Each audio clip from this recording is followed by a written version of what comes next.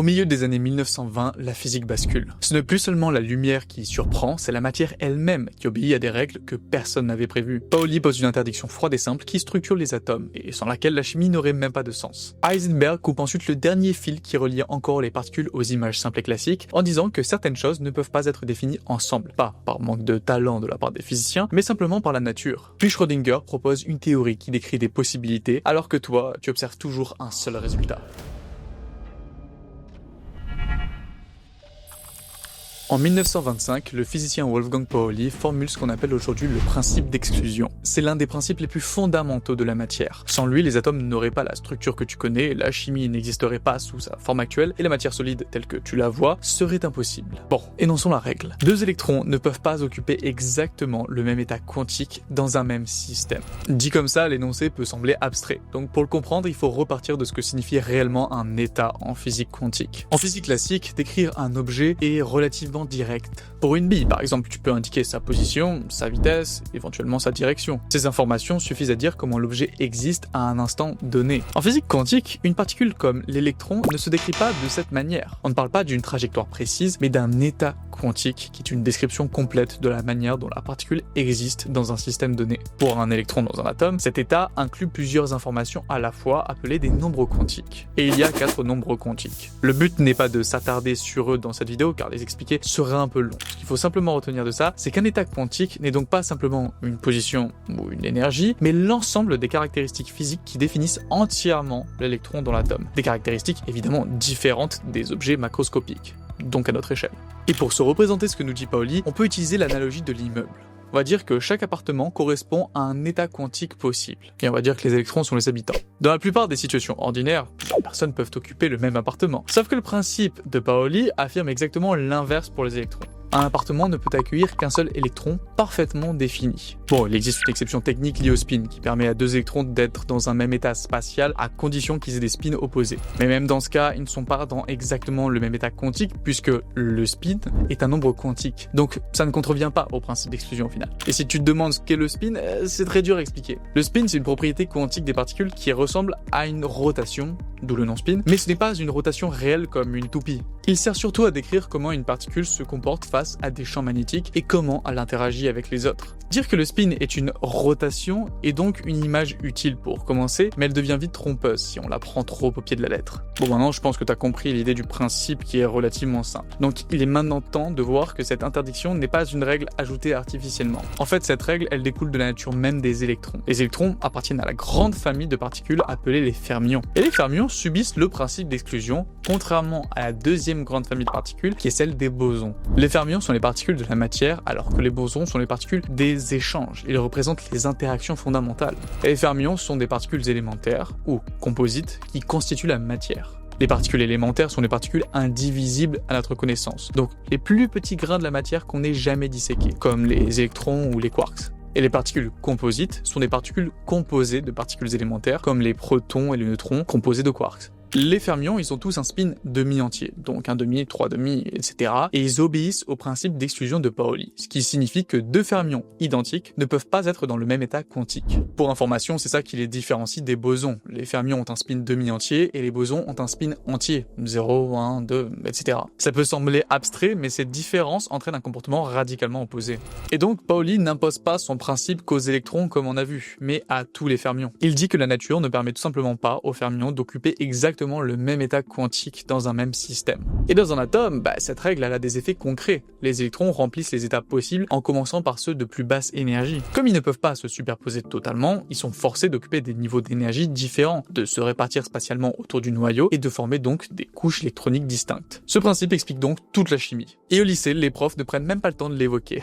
Ça me rend fou, car c'est précisément cette contrainte qui donne leur structure au tableau périodique, qui explique pourquoi les atomes ont une taille finie, qui rend possible la liaison chimique et empêche la matière de s'effondrer dans un état extrêmement dense. Sans le principe de Pauli, tous les électrons d'un atome tomberaient dans l'état d'énergie le plus bas, au plus près du noyau. Les atomes seraient minuscules, pratiquement identiques les uns aux autres, et la diversité chimique disparaîtrait. Les électrons ne se repoussent pas seulement par leur charge électrique, ils sont aussi séparés par une contrainte d'identité inscrite dans la structure même du réel. Donc s'il vous plaît, s'il y a des profs de chimie qui regardent cette vidéo, au moins évoquez le principe d'exclusion. Bon, fin de la digression. Avant de passer au prochain chapitre, je dois dire qu'à ce moment précis de l'histoire, donc 1925, Pauli met surtout en évidence le fait qu'on a des morceaux qui fonctionnent, mais pas encore une théorie unifiée. On a des interdits qui tombent du ciel et qui, même s'ils sont confirmés par l'expérience, manquent d'une logique générale. Il faut un cadre plus profond, une manière de décrire le monde microscopique qui n'ait pas besoin d'ajouter une règle spéciale à chaque nouveau phénomène. Et c'est exactement ce qui va se produire avec la génération suivante. À partir de 1927, un jeune physicien, Werner Heisenberg, va proposer une façon radicalement différente de faire de la physique. Il ne va pas essayer de sauver des images classiques comme l'orbite d'un électron, non, il va accepter que dans l'atome, les questions classiques n'ont peut-être pas de sens. Au lieu de demander où est l'électron, il va se concentrer sur ce qu'on peut réellement observer et mesurer. Et de cette démarche va sortir une idée qui va devenir l'un des symboles de toute la mécanique quantique, qui est qu'il existe une limite fondamentale à ce qu'on peut connaître simultanément. Non pas parce qu'on n'a pas la technologie, mais parce que la nature est faite ainsi. La rupture de Heisenberg vers 1925, c'est de dire qu'il faut arrêter de parler de ce qu'on ne peut pas observer. Un électron dans un atome, tu ne le vois pas tourner comme une planète. Tu observes des raies spectrales, oui, des énergies absorbées, des fréquences émises, des transitions. Bref, tu observes des résultats de mesures, pas des trajectoires. Donc plutôt que d'inventer une histoire invisible entre les mesures, Heisenberg construit une mécanique fondée directement sur les quantités mesurables. La théorie ne doit pas te raconter un film que personne ne peut regarder, elle doit te donner des règles fiables pour relier ce que tu mesures à ce que tu peux prédire. Cette approche mène à une nouvelle forme de mécanique, très différente de Newton. Sans entrer dans les détails mathématiques, retiens que dans cette mécanique, certaines opérations ne peuvent pas être faites dans n'importe quel ordre. Ça peut paraître bizarre de dire ça car cela paraît logique. Après tout, si tu mets tes chaussettes puis tes chaussures, tout va bien, et si tu mets tes chaussures puis tes chaussettes, ça marche pas. Logique. L'ordre, ça change le résultat. On est d'accord là-dessus normalement. Mais en physique classique, en réalité, mesurer la position puis la vitesse, ou la vitesse puis la position, ça ne change rien d'essentiel dans le cadre des mesures. Ce sont des propriétés que l'objet possède en même temps. Et c'est là la différence. Car dans le monde quantique, le simple fait d'essayer de connaître certaines choses dans un ordre ou dans l'autre, ce n'est pas neutre. C'est comme si en fait la nature refusait l'idée que toutes les propriétés existaient de manière parfaitement définie en même temps, indépendamment de ce que tu fais. De là sort en 1927 l'idée la plus célèbre associée à Heisenberg, le principe d'incertitude. On le raconte souvent de façon trompeuse comme si c'était juste un problème de précision des instruments, en disant que tu ne peux pas mesurer très précisément parce que ça dérange l'objet. Bon, il y a un peu de ça. Mais ce n'est pas en fait le cœur du principe. Le cœur, c'est plus radical. Il te dit qu'il existe des limites fondamentales à la manière dont certaines grandeurs peuvent être définies ensemble. Retiens bien ce que je veux dire car c'est la base du principe. Plus tu cherches à fixer précisément la position d'une particule, moins sa vitesse peut être fixée précisément. Et inversement. En réalité, je devrais dire quantité de mouvement au lieu de vitesse, mais c'est proportionnel, c'est plus intuitif de dire vitesse. Donc voilà, je répète que si tu connais incroyablement bien la position d'une particule, tu connaîtras incroyablement mal sa vitesse. Et inversement, si tu connais incroyablement bien la vitesse d'une particule, tu connaîtras incroyablement mal sa position. Et ça, ce n'est pas une excuse de mauvais laboratoire, parce qu'on aurait les mauvais instruments. Non, c'est une propriété structurelle des états quantiques. Pour comprendre sans équation, imagine que tu essayes de pointer un objet minuscule dans le noir avec une lampe. Pour le voir, tu dois l'éclairer. Mais la lumière n'est pas une petite caresse, elle transporte de l'énergie. Et si tu prends au sérieux l'idée d'Einstein, elle arrive par photon, par impact. Plus tu veux une image précise, donc plus tu utilises une lumière à petite longueur d'onde, en gros une lumière plus fine comme l'ultraviolet, plus chaque photon a de l'énergie et plus il risque de bousculer l'objet. Donc l'acte même de localiser perturbe le mouvement au final. Si tu veux moins perturber le mouvement, il faut diminuer ta précision sur la connaissance de la position. Bon, certes cette image elle est utile, mais la version quantique va plus loin. Même si tu imaginais un dispositif parfait, même si tu éliminais tout défaut technique, il resterait une limite. Ce n'est pas juste nous qui dérangeons, c'est le monde qui n'offre pas simultanément ces valeurs comme des faits entièrement déterminés. Ça change le sens même de décrire. La physique classique adore l'idée d'un état complet, une position exacte avec une vitesse exacte, et ensuite tu calcules tout le futur. Heisenberg te force à abandonner ce rêve. Dans la mécanique quantique naissante, l'état n'est plus une liste de valeurs précises pour tout, c'est quelque chose qui te donne des probabilités de résultats, de mesures. Et ça, ce n'est pas un vœu d'ignorance, mais une description de ce que la théorie dit être possible. En d'autres termes, le flou est dans la structure même de la réalité, telle que se manifeste aux mesures. Et là, tu te dis peut-être, mais pourquoi ? Je vais répondre.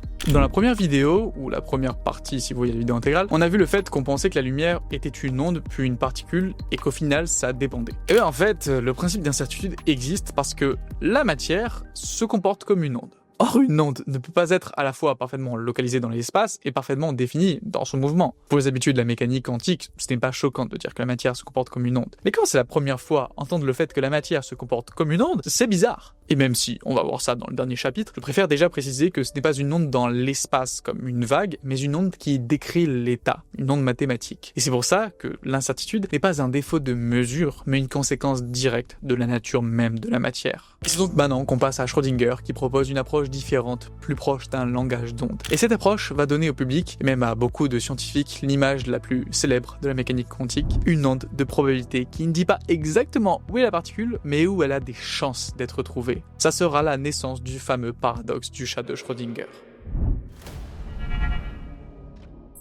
Depuis Einstein, la lumière s'est mise à ressembler à une pluie de particules.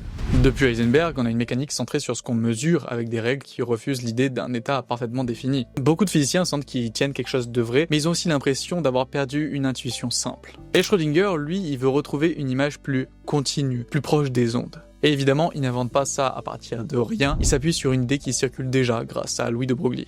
De Broglie est à l'origine du renversement génial. Si la lumière qu'on croyait onde peut aussi se comporter comme une particule, alors peut-être que la matière qu'on croyait particulaire peut aussi se comporter comme une onde. À l'époque, ça paraît presque poétique, mais ça devient rapidement testable et surtout ça devient un terrain incroyablement fertile pour les physiciens. De Broglie a donc généralisé la dualité onde-particule à toute la physique. Il propose ainsi que toute particule soit associée à une onde caractérisée par une longueur d'onde liée à son mouvement. À ce stade, l'idée est donc surtout conceptuelle. De Broglie n'explique pas comment cette onde évolue, ni comment l'utiliser pour faire les calculs précis. Il affirme simplement qu'elle existe. Et c'est déjà excellent, hein. Et c'est là qu'après va intervenir Erwin Schrödinger. Prenant très au sérieux l'idée de Broglie, Schrödinger se demande quelle loi mathématique pourrait gouverner ces ondes de matière. Un peu comme les équations de Newton qui décrivent le mouvement des objets, ou comme les équations de Maxwell qui décrivent les ondes électromagnétiques. Et Schrödinger élabore l'équation de Schrödinger, qui est l'équation la plus importante de la mécanique quantique. Dans cette équation d'ailleurs, on reconnaît la constante de Planck réduite. Constante de Planck réduite, c'est la constante de Planck avec un trait qui a une valeur différente de la constante de Planck. Et dans l'équation, on retrouve aussi la fonction d'onde représentée par le symbole psi. Il construit alors une théorie où l'état d'une particule est décrit par une sorte d'onde. Il ne s'agit pas d'une vague dans l'eau, ni d'une onde sonore dans l'air, mais d'une onde mathématique qui encode la manière dont le système peut se comporter. C'est la fonction d'onde. Et ce changement apporte un avantage immédiat, car tu peux retrouver les niveaux d'énergie des atomes comme des modes possibles de cette onde. Un peu comme les notes d'une corde de guitare. Une corde ne peut pas vibrer n'importe comment. Certaines vibrations sont stables, d'autres non. Une vibration stable, ça désigne simplement une forme d'onde capable de se maintenir dans le temps sans se déformer ni disparaître. Et de manière analogue, l'onde associée à l'électron dans l'atome ne peut pas prendre n'importe quelle forme si elle doit rester stable. Ainsi, les niveaux d'énergie quantifiés apparaissent presque naturellement sans avoir besoin d'imposer à la main des orbites autorisées, comme chez Bohr. Ça donne un sentiment de cohérence, car au final, les marches de l'atome ne sont plus un panneau interdit posé arbitrairement comme on avait vu. Elles émergent d'une condition de stabilité des ondes. Mais attention, même si cette approche est plus imaginable, elle amène une nouvelle étrangeté. Si l'électron est décrit par une onde, alors cette onde est souvent étalée dans l'espace. Elle n'est pas un point unique, un endroit unique. Et pourtant, quand tu mesures, tu trouves toujours un résultat concret. On trouve un point, pas une brume. C'est là qu'intervient une autre figure essentielle, Max Born, qui propose l'interprétation devenue standard, qui dit que l'onde de Schrödinger ne te dit pas où est l'électron au sens classique, elle te dit où tu as des chances de le trouver si tu le mesures. En gros, l'onde est une carte de probabilité. Là où l'onde est très forte, tu as plus de chances de détecter la particule. Là où elle est faible, tu as moins de chances. Ça peut sembler frustrant, comme si la théorie refusait de dire ce qui se passe réellement, mais c'est justement ce qui fait sa puissance. Elle permet de prédire avec une précision incroyable des résultats statistiques, et ces prédictions sont confirmées partout. Et pour revenir sur Max Born, il faut donc comprendre qu'il a joué un rôle absolument central en mécanique quantique en donnant le sens physique de la fonction d'onde. Cela a transformé une théorie mathématique étrange en une théorie capable de faire des prédictions expérimentales claires.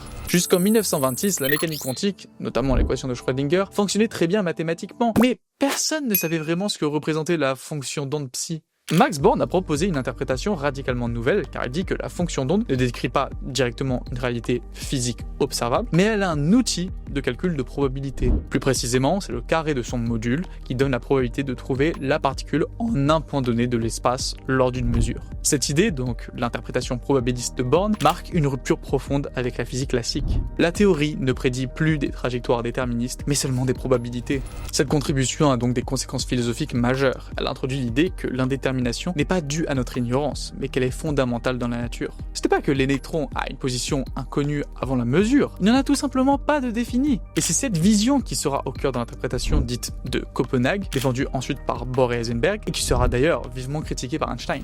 Mais cette vision, c'est aussi à cause d'elle que naît le malaise le plus célèbre. Si la fonction d'onde représente des probabilités, qu'est-ce qui décide du résultat quand tu mesures? Avant la mesure, l'onde peut être étalée comme si l'électron avait plusieurs possibilités en même temps. Au moment où tu mesures, tu obtiens une valeur précise. On dit souvent que la fonction d'onde s'effondre sur un résultat. Ce mot est pratique, mais il est piégeux parce qu'il donne l'impression d'un événement physique bien défini, alors que c'est surtout une manière de parler du passage entre deux descriptions. Avant, tu décris des probabilités, après, tu décris un résultat. Ce passage pose une question importante. La théorie décrit-elle un monde réellement probabiliste, ou bien cache-t-elle des détails qu'on ne voit pas? Et surtout, quel rôle joue l'acte de mesurer? Est-ce juste regarder, ou est-ce une interaction physique qui change l'état d'un système? Ces questions ne sont pas de la pure philosophie, elles touchent à la façon dont la théorie doit être comprise. Schrödinger, justement, n'était pas complètement satisfait de l'idée que l'onde ne soit qu'un outil probabiliste. Il espérait souvent une interprétation plus réaliste, où l'onde serait quelque chose de physique. Pour montrer à quel point l'histoire devient étrange quand on étend naïvement les règles quantiques au monde macroscopique, donc notre monde, il invente une expérience de pensée devenue mythique,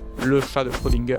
L'idée, très grossièrement, est de lier l'état d'un objet quantique, par exemple un événement aléatoire qui a une chance sur 2 à l'échelle atomique, à l'état d'un chat dans une boîte. Si on applique les règles quantiques sans réfléchir, on se retrouve à dire qu'avant d'ouvrir la boîte, le chat est dans une superposition d'états. En fait, il y a un mécanisme qui dépend d'un événement quantique qui va faire que le chat peut mourir. Le chat, tant qu'on n'ouvre pas la boîte, vu que le phénomène il est aléatoire, le chat il est à la fois mort et vivant en quelque sorte.